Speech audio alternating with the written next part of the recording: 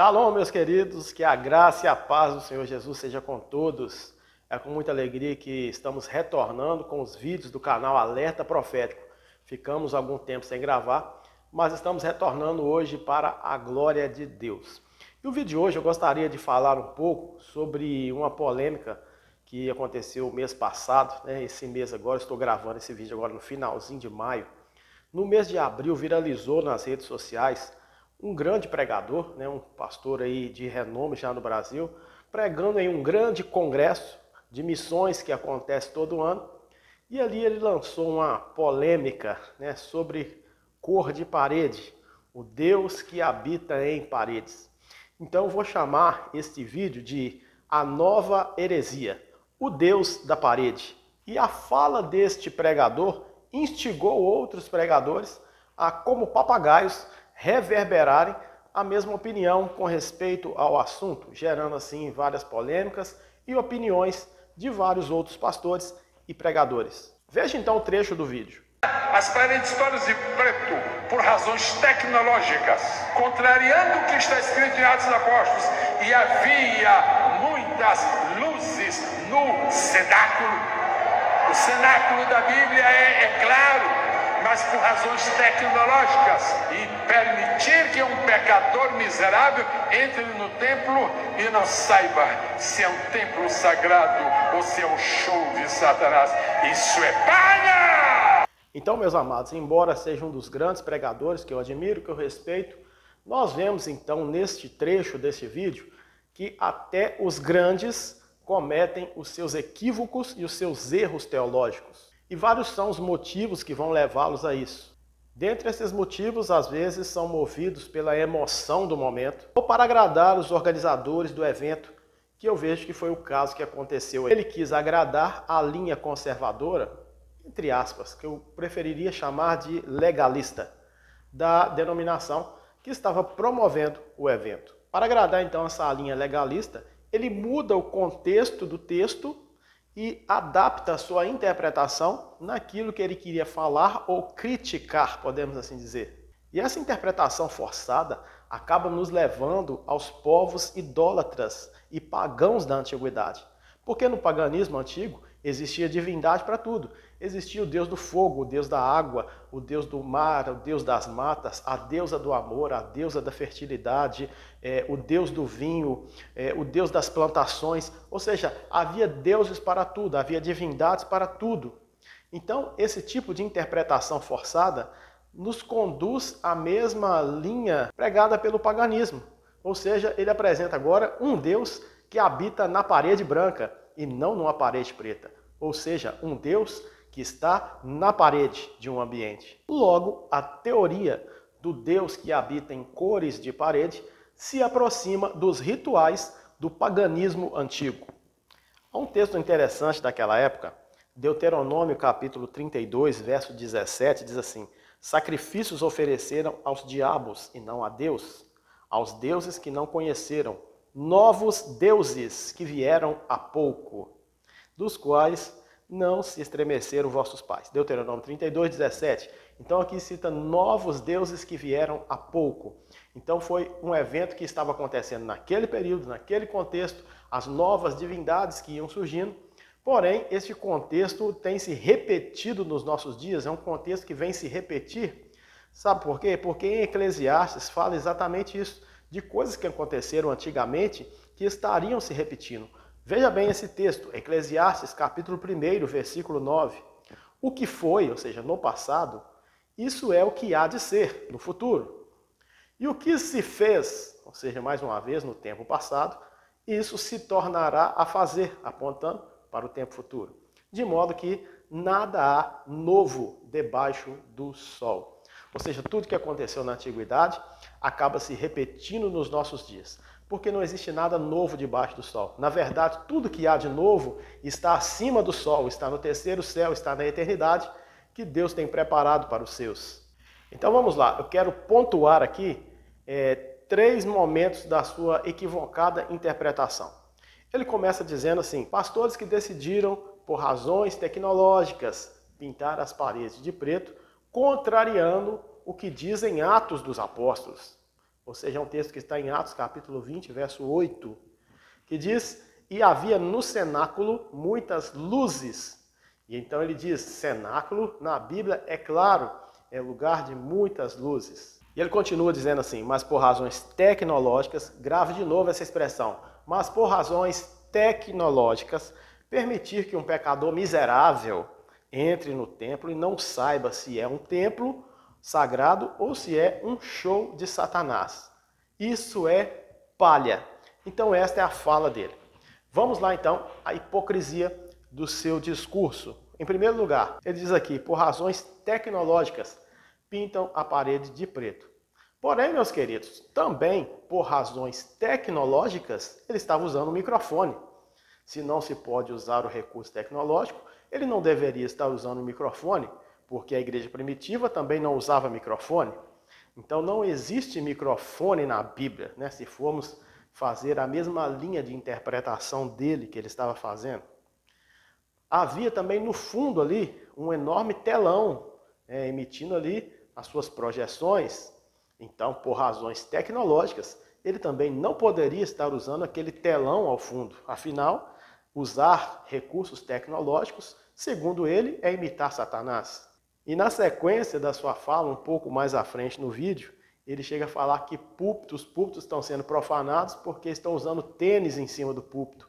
E púlpito não é lugar de usar tênis, púlpito é lugar de usar sapato. Então, vamos lá. Se formos usar a mesma linha de interpretação dele, onde está escrito na Bíblia que a igreja primitiva usava sapato? Aliás, onde a igreja primitiva usava terno e gravata, pois afinal ele estava usando um. Então, irmãos, veja que é um discurso que não bate, cheio de contradições. Segundo ponto que eu quero destacar, ele diz assim, contrariando o que dizem Atos dos Apóstolos, que no cenáculo havia muitas luzes. Então, peraí, contrariando? Como assim contrariando? Então não contraria nada que está em Atos. O que mais tem em ambientes de fundo preto, assim dizendo, o que mais tem nesses ambientes são luzes. O que mais tem nesses ambientes são muitas luzes. Porque não é simplesmente pintar uma parede, não. Há toda uma técnica, há todo um cenário, há todo um trabalho técnico de escurecer o fundo, de colocar a iluminação adequada. Então o que mais tem nesses ambientes que ele estava criticando são luzes. Então esses ambientes não contrariam em nada a palavra de Deus. Aliás, naquele tempo, onde o texto diz aqui que ali havia muitas luzes, não existia energia elétrica, era luz de lamparina. Então você imagina, naquele tempo onde não havia energia elétrica, a casa cheia de lâmpadas, de luz de lamparina. Então as lamparinas usadas naquela época, como não existia energia elétrica, deixavam os ambientes com uma luz mais baixa, um ambiente aconchegante, um ambiente rústico, com luzes, tecnologicamente falamos, com a chamada luz quente. Então era um ambiente muito parecido com os ambientes em que ele está criticando. E o terceiro ponto a ser destacado aqui, ele diz assim, o pecador miserável não sabe se é um templo sagrado ou se é um show de Satanás. Aqui ele chegou ao grau máximo de desrespeito às pessoas, chamando de pecador miserável, e desrespeito às igrejas diferentes da que ele congrega. Então ele chamou todas as outras igrejas que não seguem o mesmo padrão, o mesmo modelo dele, de show de Satanás. E aí eu quero te dizer, meu irmão, se você soubesse o que Deus tem feito nesses ambientes, se você soubesse o que Deus tem operado em tais ambientes, a fome e sede de Deus que as pessoas ali têm, a entrega que fazem ao Senhor, a valorização que fazem da palavra de Deus, da pregação bíblica e cristocêntrica, as vidas que têm sido transformadas nesses ambientes que você critica. E aqui ele chega a cometer um pecado gravíssimo, sabe qual é? A blasfêmia contra o Espírito Santo, porque ele chama esses locais onde Deus tem operado de show de Satanás. E o que é a blasfêmia contra o Espírito Santo? Se não atribuir ao diabo aquilo que Deus está fazendo. Logo, meus queridos, quais são as tais razões tecnológicas que ele estava dizendo? Olha só, todo mundo que entende um pouco de iluminação, de mídia, sabe muito bem que o fundo preto é o ideal para filmagens, para fotos, para apresentações, até mesmo para usarmos a tecnologia como instrumento, como ferramenta de evangelização. A cor preta, ela absorve mais a luz num ambiente de foco, um ambiente focado, onde você possa focar naquilo que é importante na hora, no louvor que está sendo ministrado, na palavra que está sendo pregada. Então, esse fundo preto, ele tira as distrações e foca naquilo que é importante, para que você não possa se distrair da hora do culto e prestar atenção naquilo que é importante para a sua vida, para o seu caminhar com Deus. Quando se entende que a tecnologia pode ser usada como um instrumento, como uma ferramenta para evangelização através das redes sociais, a mídia se torna um departamento importantíssimo dentro da igreja, para uma melhor apresentação e uma melhor comunicação com o público do lado de fora da igreja, para que eles recebam uma imagem de qualidade, uma mensagem de qualidade e assim também venham ser alcançados pelo poder do Evangelho. Mas vamos lá então, para concluir o vídeo. Falando um pouquinho mais, né, sobre essa teoria que ele estava lançando lá, essa ideia de que é uma imitação, né, que fundo preto é imitar o mundo, é imitar o diabo.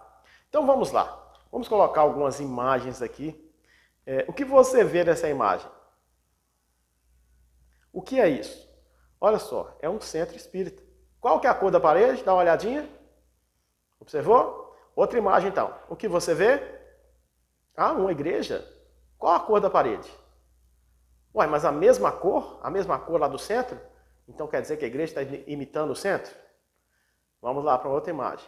O que você vê? Outro centro. Qual a cor da parede? Vamos a outra imagem. O que você vê? Uma igreja. Qual a cor da parede? Olha só, está imitando lá também. Então também é imitação por causa da cor da parede.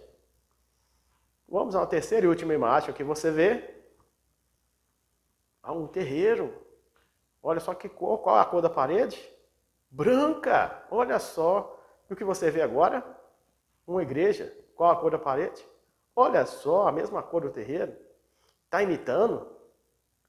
Então, irmãos, para concluir, viram que isso é uma bobagem? Não existe essa questão de imitação. Essa história que Deus está na cor da parede é uma heresia. Isso sim é imitar o mundo, essa história de que Deus está na parede. Na verdade, nem o mundo. Isso não é nem imitar o mundo, isso é imitar o próprio Satanás. Porque é imitar os antigos ritos pagãos, as antigas divindades do paganismo que estavam em objetos, que estavam em lugares.